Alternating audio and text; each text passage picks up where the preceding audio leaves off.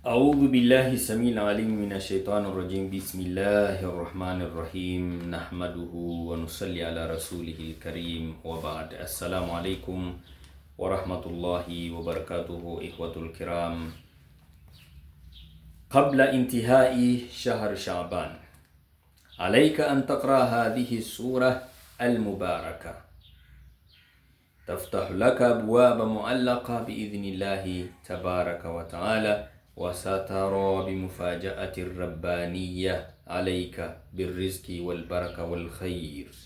Ndugu yangu mpendwa mtazamaji, kabla ya kumalizika mwezi huu mtukufu tuliokuwa nao wa Shaaban, ni juu yako usikose kusoma sura hii yenye baraka, yenye khairi ndani yake.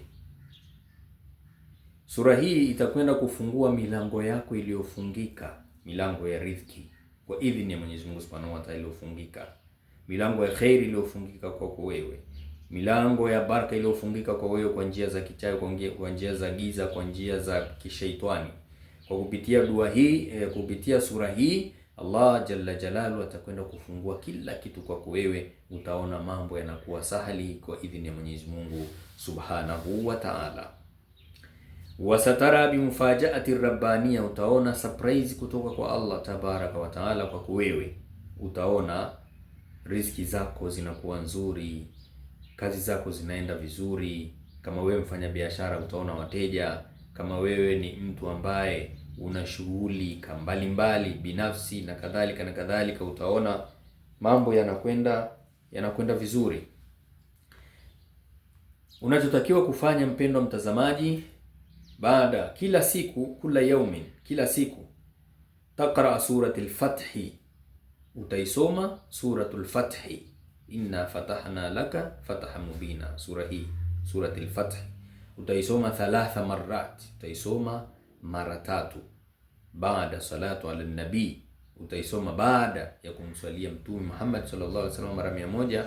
Swala yenyewe ni hii: Allahumma salli ala sayyidina Muhammad wa ala alihi wa ashabihi wa salama mara 100, wal istighfar, na istighfar mara 100. Ukishamaliza hapo sasa, soma sura yako suratul Fathi. Hii inafanana kidogo na Fatiha katika matamshi, lakini sio suratul Fatiha, sio alhamdu. Hii inaitwa suratul Fathi na ile nyingine inaitwa suratul Fatiha.